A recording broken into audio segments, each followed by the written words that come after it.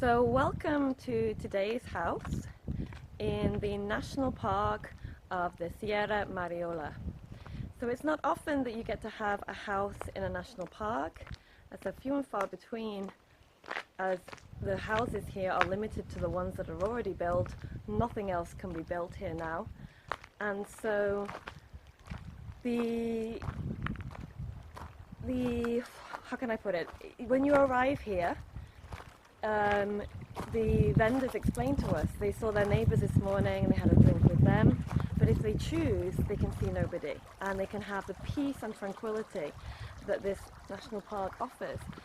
So over on my right is the Mont Cabre, and it's a really famous place to go walking and see the sea views from up there, see the sun rise in the morning. They saw a group of 10 or 12 people up there this morning. They've come at about 6 o'clock in the morning to see the sunrise.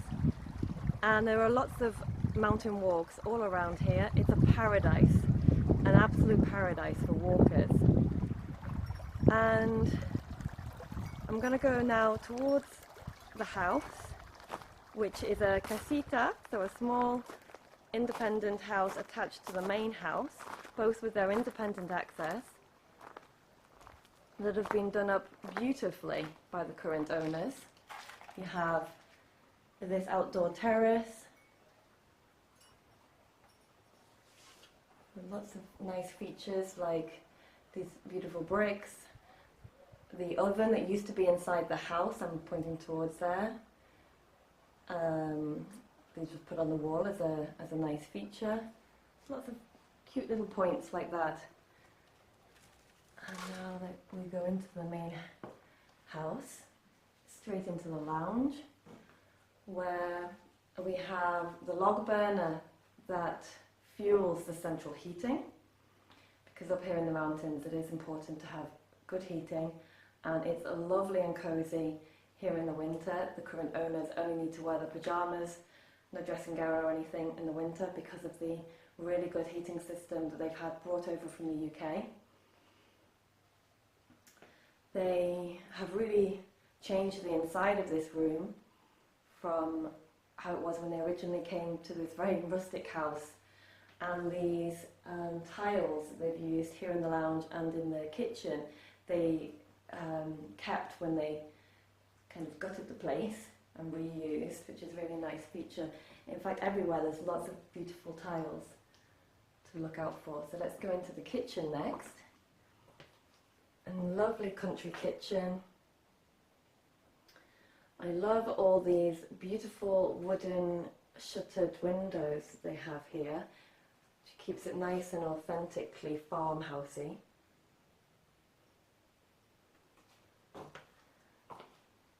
And do remember to look down as well as up, because these videos, you have the potential to look anywhere you want in a room. You're not limited to just what the photographer wants to show you. So you can see, the quality of the floor in this property is brilliant.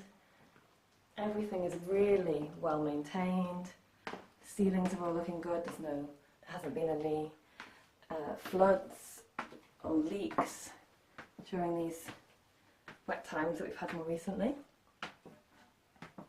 So we're going upstairs now, first of all into the master bedroom, which has storage space here by the stairs, and then it has its own terrace, a large terrace. The sun comes up this side, so over here gets the sun in the morning.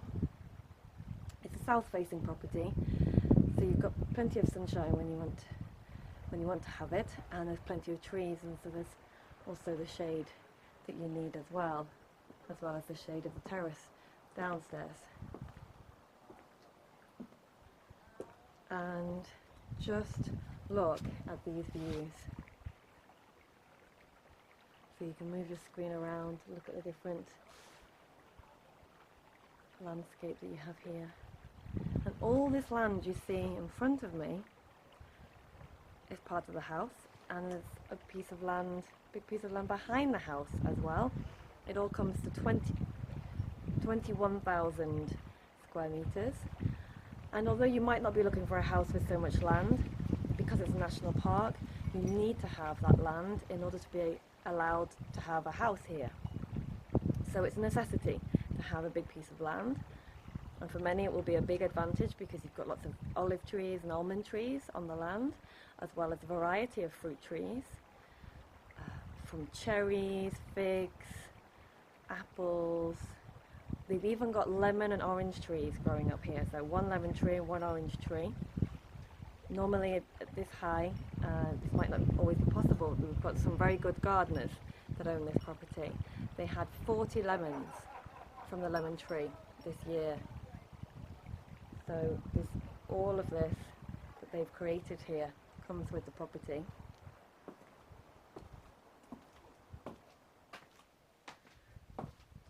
Now there's another bedroom up here, which they currently use as more of a walk-in wardrobe.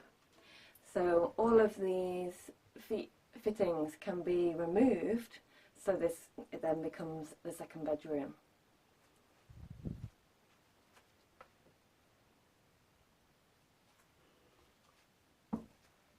And then the bathroom upstairs. At the moment it is a shower room. There is plumbing in here, over in this corner, so a bath can be put in. So it is plumbed for a bath.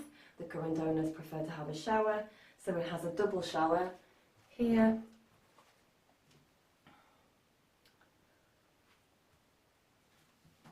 But whatever you wish, it could be bath or shower. So let's go back downstairs and into the guest house, which has its own independent access, but you can also get to it from the main house. And you have two further bedrooms here, lovely and cool, because they're downstairs, it feels like. No, is it on the same level? Not too sure.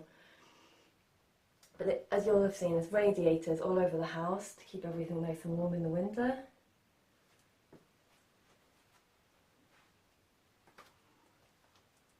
Everything's in great condition.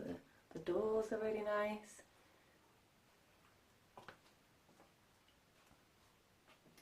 Second bedroom in this guest house. So the guest house has two bedrooms. And the guest house has its own bathroom. Again, a shower room, because that's the preference really for this kind of space, I think. So you should be able to see the shower in there. You would never be able to get a photograph of that. So this is the beauty of the 360-degree tour. When you can see everything. If you wanted to use the access in and out of here, you've got the door there straight into the guest house. Now, let's go back into the grounds, because there's lots to talk about there. There is a water tank underneath this seating area, it's in front here, that can be replenished once a week. There are 7 houses that share the water supply that comes off the mountain, and so one day a week it can come into the water tank here. Doesn't have to, but in the summer you will need probably once a week to top up.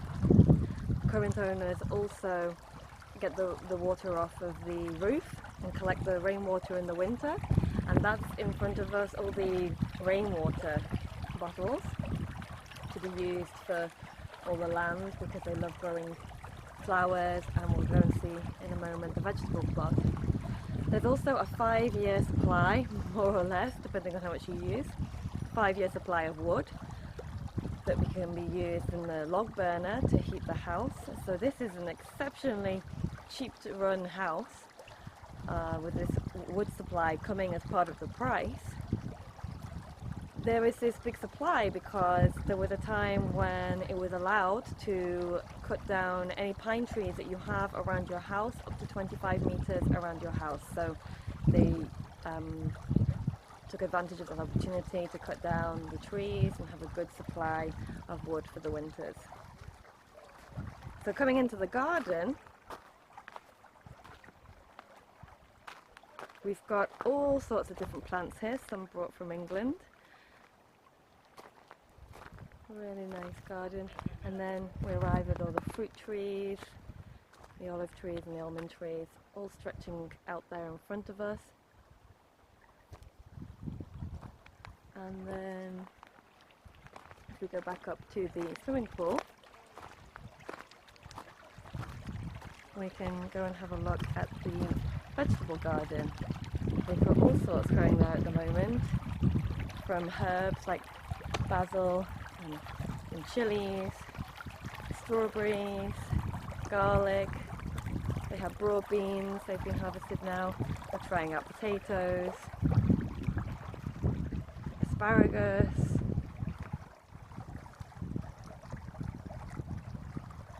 And from this vantage point, I mean here, yes, they do have another great